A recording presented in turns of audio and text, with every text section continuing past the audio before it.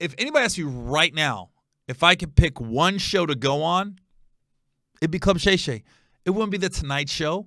It wouldn't be there's nothing else I'd want to go on. I don't want to go on Jimmy Fallon. I don't want to go on Colbert. I don't want to go on Conan. Does Conan even have a show anymore? I don't want to go on anybody else's podcast. The one right now is yours, and that's why Mike Epps spoke up. He said it as a joking manner, like, Kat didn't even bring me up. And Mike's not stupid. He knows he's got a Netflix special coming out. So when he came at you, Shannon, and I know you got mad, and you was like, but the bigger issue is you got mad at something that he said on stage, and somebody bootlegged it. And that's the bigger issue. Stop bootlegging our shit.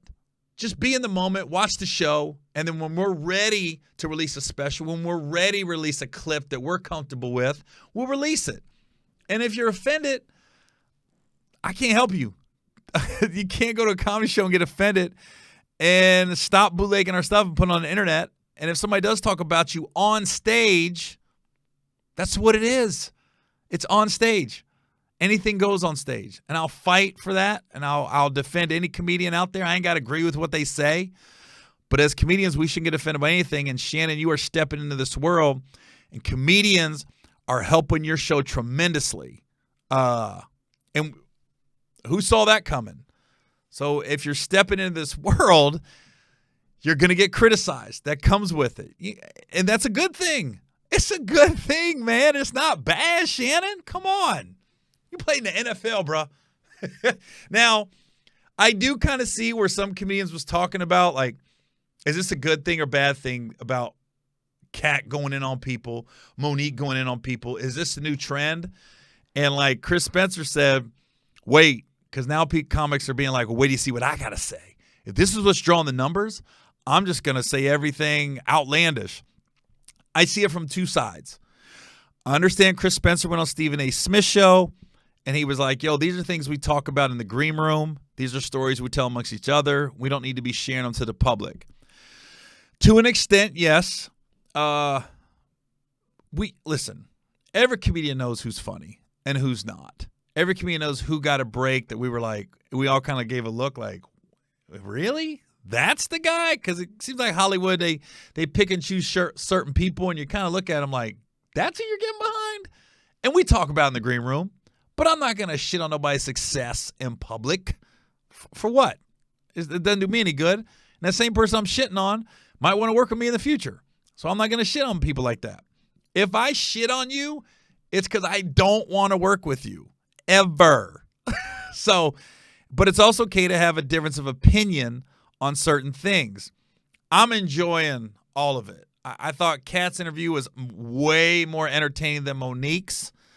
I got kind of bored with the backstories, the childhood trauma stuff and childhood stuff. I got kind of bored because I've dealt with a lot of childhood trauma myself, and I just was like, I want to hear the stand-up stories and stuff like that. That's just me.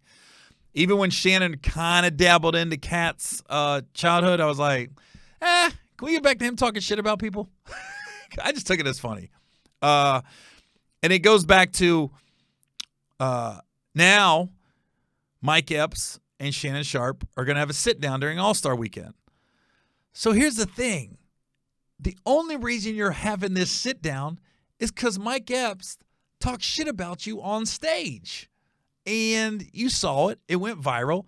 And you addressed it and you got mad. Now, if Mike Epps would have went on stage and somebody would have filmed him and Mike Epps would have said, I love Club Shay Shay. It's a great show. I hope to be on it one day. It would have got no response from you, Shannon. It wouldn't have went viral and nobody else would have picked it up. So it's almost like a method to the madness. Yeah, you're upset, but if Mike Epps would have just said something nice about you, you wouldn't even address it and you wouldn't have brought it up and you wouldn't have gotten all these extra clicks on your site, and now you're going to meet with them. That interview is probably going to go through the roof. I'm guessing. I think it'll do better than Monique, not as good as Kat's. But so you got to look at it like that. I like the show with Ocho Cinco, Chad, and Shannon, because Shannon even said, he goes, if somebody would have said 15 dudes, slept with your woman or ran a train on her, would you have got mad? And Ocho goes, no, because there's no truth to it. There's no validity to it, so I don't care. And I believe Chad. Chad don't get mad about hardly anything. So, and here's the thing. Chad's truly in a good place, and he's just happy now. So there's nothing you could say to him that could really get him upset. And Chad said, he goes, dude, I'm friends with a lot of comedians. That's what they do. They go at you. And Shannon tried to give his point of view, but I'm just going, Shannon, I just disagree with you on this. I just think you got to have thicker skin when you step into this realm and become successful at it. That's the thing. You're getting all this backlash and comments because you are successful. You are the guy. It comes with it. You're not going to make everybody happy. So look, you have Club Shay Shay crushing it.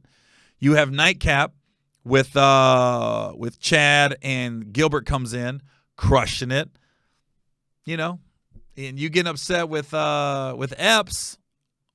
It only I'm saying you got to get thicker skin, but you getting upset helped. Let's just be honest. It's all just entertainment to me, man. There's nothing you could say that gets under my skin. I mean, I go the 8 Mile approach. I'm like, I'm gonna say it about me before you could say it. So it's like we also be like, well, your wife and your kids are off limits. Like, if it's coming from a malicious place, it's different.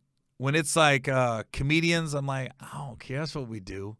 Listen, when I was in the heat of my divorce, my kids weren't talking to me, and I've said it on here. They're still not talking to me.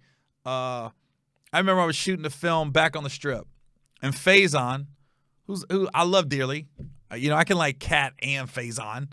I remember one time I came downstairs and I was like, everybody was talking, like Wesley, Tiffany, Faison, Bill, JB. They're all just sitting there talking. I go, hey, what's going on? What's everybody talking about? And Faison looked at me and goes, our families? I was like, you ain't shit. I just had to laugh. Like, he knew that I'm going through drama, and he just hit me over the head with it. And that's what we do. What was I going to do, get mad? Hey, man, what you about my family for? That shit hurts. Yeah, but just got to laugh about it. That's what we signed up for in this business. So, Shannon, got to get thicker skin, bro. They're coming for you because you're successful. People want to be on your show. Epps, the only reason he's doing all this, he's got a Netflix special coming out. You got to read between the lines here. He's just talking smack about you. He's just making posts because he knows you're going to respond, and he knows it's going to draw clicks, which means people are probably going to watch his Netflix special. Mike don't take none of this shit serious. I know Epps. Shoot, he said it. Why didn't nobody say my name? So, we can't say it is what it is.